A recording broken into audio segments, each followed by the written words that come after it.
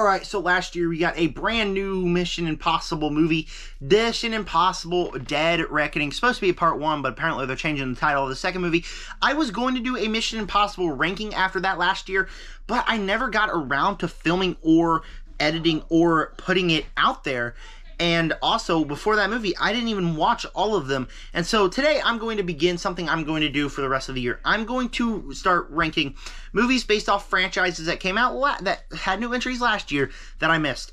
Stuff in the series is going to be Mission Impossible, Hunger Games, The Expendables. Equalizer is going to be a franchise that I'm going to be talking about. So yeah, stay tuned for all those rankings this year. If you missed me making them last year, I'm going to come back and do that this year.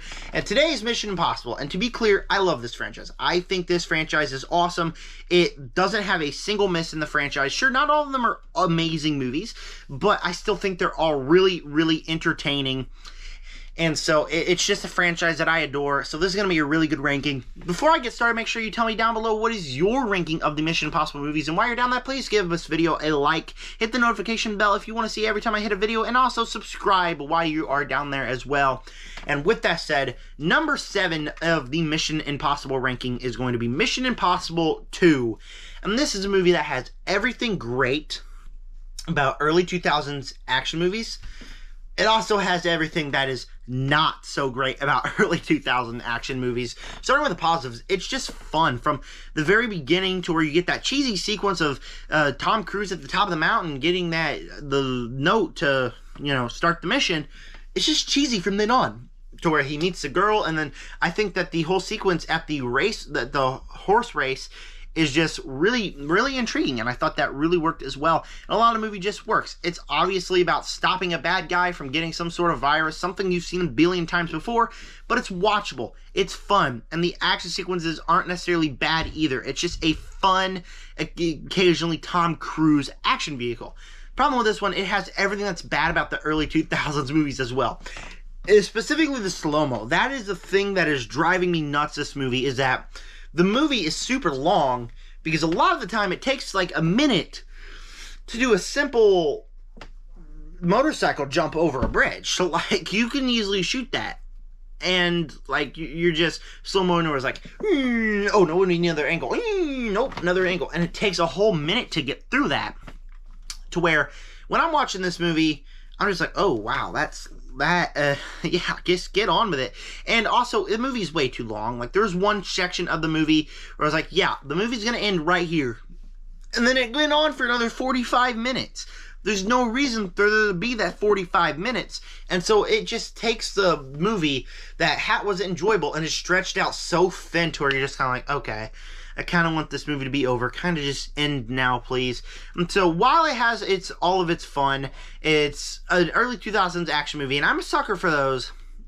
It definitely has its issues that warrant it being in last place.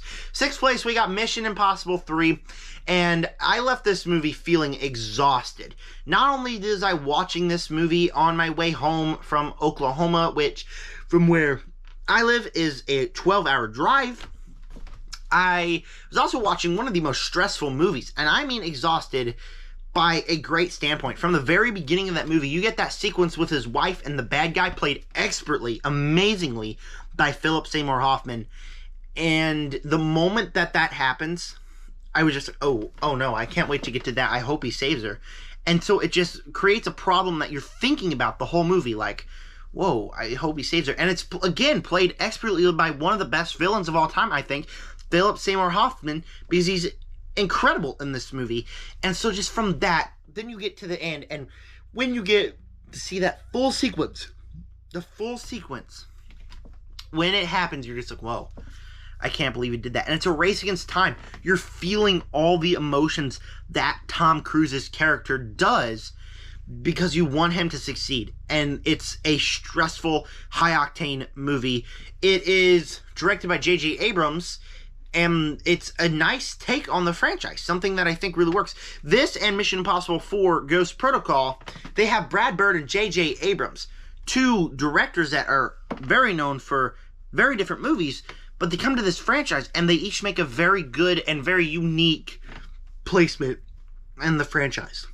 and I think this movie really works. Of course, this is the Mission Impossible movie, besides number 2, that I probably rewatched the least, just because of how exhausted I felt after watching this movie. It's a movie that puts you in the shoes, and it immerses you in this world with an expert villain by Philip Seymour Hoffman. But out of all of these movies, it's definitely one of the ones I'd watched the least. Because all those, they obviously, they flow much nicer, and this movie's just choppy. But it works for the case of the movie. Number 5, Mission Impossible Rogue Nation, Christopher McQuarrie's first movie in this franchise, and you really feel that. It has all the things that Christian McQuarrie era of Mission Impossible movies have. The awesome action sequences, the fun fight scenes, the great cast, the new introduction of characters, and all that works, and it's just a really entertaining Mission Impossible movie. But it's obviously also the entry movie for Christopher McQuarrie. You feel after Brad Bird and after J.J. Abrams' additions on the franchise, how those were so unique, but also kind of matching the same tone just a little bit. This movie drastically changes its tone, where it goes from high-octane movie with just such unique styles to, yeah, that's a spy movie, but the style is just so drastically different that you kind of feel that. And I didn't watch this movie instantly after. I watched this movie after I've seen Dead Reckoning and after I have seen Fallout. But this movie, you just feel Christopher McQuarrie's easing into this. All those other movies are so awesome with the things that they do. And this movie is just like, yeah, we got cool things, but it's a very beginner movie for Christopher McQuarrie. This is the only movie on this list that I desperately need to rewatch. I planned on filming this after I rewatched that movie, and I didn't. And so, even though I thought it was fun, I thought it was a good Mission Impossible movie, I definitely felt like it was just an entry level for Christopher McQuarrie, and it could have done better. It's still a very entertaining movie, and not bad at all. It's still a very good movie. Next up, number 4, we got the original Mission Impossible. Now, this was a movie that I tried watching, I don't know, like 5 years ago, and this is when I wasn't a critic. I was only watching Marvel movies, and so I just kind of turned it off halfway through. I thought it was boring. So going back to this one, I was really nervous because I thought it was boring. And then I realized that it's just a 2000s action movie, which, if you don't know, I'm a big sucker for. It's got cast members, well, obviously it's got cast members. It's got good cast members. It's got the intriguingness of it. It's got the little wit of a Mission Impossible movie with that scene where you're hanging above the ceiling and the sweat is dripping down. All the things that make this franchise so great, that you have these set pieces and then like something else goes wrong, something else goes wrong, something else goes wrong, as it keeps it new and fresh and just explores that very well. It's an entry for that. But I also just being basic, like an early 2000s action movie. If this was just an early 2000s action movie, not a part of the Mission Impossible franchise, and starring Tom Cruise, I would have been fine with it. I would have still thought it was a fun movie. And just putting in front of the Mission Impossible franchise, it's not as great as some of the other, as the top 3 are, but it's certainly just really entertaining. The movie ends with a stinking helicopter. Like a helicopter driving through a tunnel and then exploding. Like, it's just a fun early 2000s action spy vehicle by Tom Cruise. Something that, me personally, I really dig, so I really enjoyed it. Kicking off our top 3, and just so we're clear, these could change any day. I love all 3 of these movies. I think they are all 3 masterpieces of spy cinema and prove why Mission Impossible is one of my favorite film franchises. Number 3, I am going Mission Impossible Dead Reckoning. This is a movie that once I left the theater, I was like, yeah, that was really good. It has a lot of great tense sequences, but the movie just throws way too much at you.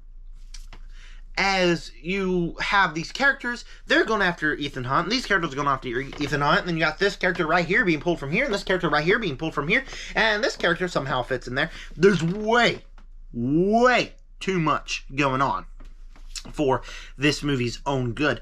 And so in the theater, it just felt really exhausting, and not in the great way like it did for Mission Impossible 3.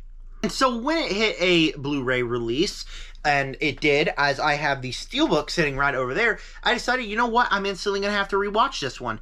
And I did, and watching it at home, in your own house, with your pajamas on, just sitting down, relaxing, being able to pause the movie, being like, okay, how do they fit in? Understanding that, going at a, not as the pace in the theater where you're watching the movie and like it's too fast to gather your bearings. If you need to gather your bearings, you can pause it.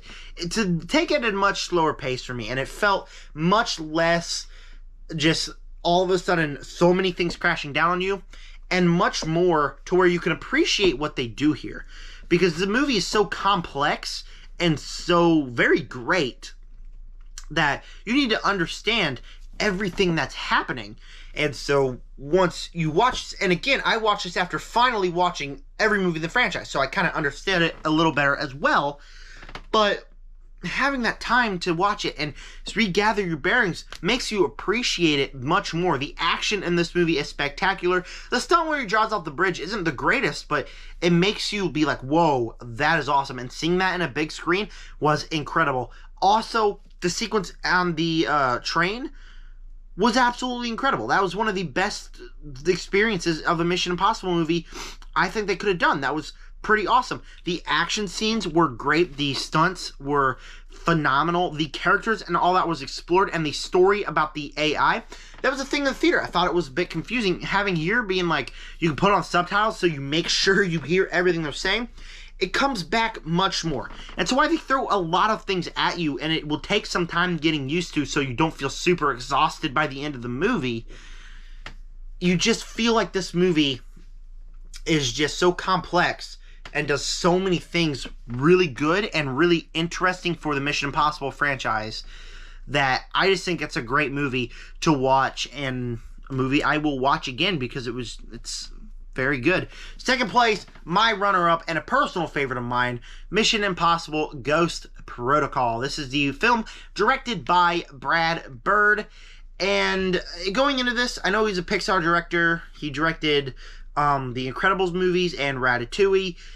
I was nervous a little bit for this movie, but at the same time, I just absolutely loved the heck out of this movie. It's got so many cool things that where you could feel like this movie's a spy cartoon. You got all of the gadgets. This is the most gadget-heavy movie to where you get all the gadgets that is just so, again, feels like a cartoon. And then you get to the middle of the movie, and you have this awesome set piece of him climbing the tower, where, again, it's a set piece where something goes wrong. A glove stops working. He's only got this much rope, and it puts you on the edge of your seat. I was sick watching this movie. I watched it right there on my phone. And I was like sitting up, I was staring like my phone like this, like, oh my gosh. And it takes your breath away. The action sequences are some of the best the franchise ever been. The story here is, I think personally, one of the best stories. The introduction of Jeremy Renner's character is really good. And it ends with a fight on top of like a parking garage, which is just so basic. Like, it could happen anywhere.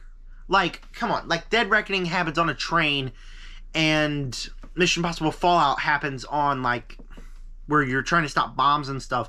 They're not basic. This just happens in front of a parking garage. Him and the bad guy, they're at each other. They are the two people fighting each other.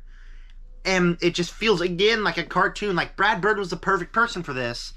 And so this film by far is the most unique Mission Impossible movie and the most fascinating one for me, and one that's probably going to be the one that I will rewatch the most, because I just had such a blast watching this movie. And Brad Bird understood what these movies are. They are fun, entertaining, crazy action movies. And he got it with this one. But first place, I have to go with Mission Impossible Fallout. Now, this is a movie for me that I watched. So the reason I was trying to watch the franchise like in 2018 was because I bought this movie on Blu-ray and I wanted to see it. I just kind of wanted to skip to that, so I kind of did. And when I watched it, I just wasn't a fan of it. It just really wasn't for me. I thought the third act was great, but first two acts didn't really work. So going into this one, I was a little nervous. I was like, am I still going to feel the same? Am I still going to feel that kind of missing something there? No. I did not. I really did not. Starting from the very beginning, this movie it's only the second Christopher McQuarrie movie. And so everything that felt like it wasn't fully going for it in Mission Impossible Rogue Nation, they went for it here. He went for it here. And so, like, from the very beginning, you get this great action sequence in the bathroom, which is really awesome to watch. And then you just get all these lively characters, and you're watching these characters, and you care about them, and you are always on the edge of your seat through all of these action sequences. You really fear for the characters. Any one of them could die, to where you even take something out of Rogue Nation and kind of bring it in here in just some way that elevates the story in a really good way, to where you continue off the last one, but the same way it's its own fresh, unique story. To where then you get to the third act, to where you are holding your breath the whole time. Again, it's always adding something new, something unique that you don't know could happen, and something goes wrong. And it's just overall, again, I love all these movies. Any one of them could go in first place any day. For now, I got my first place as Mission Impossible Fallout. With that said, I'm sorry. Thank you guys for clicking on this video. Make sure you comment down below what is your ranking of these 7 Mission Impossible movies. Stay tuned for the near future. Next one I'm going to do is a Hunger Games ranking. So thank you guys for clicking on this one. With that said, subscribe, join the Nerd Army. Peace out.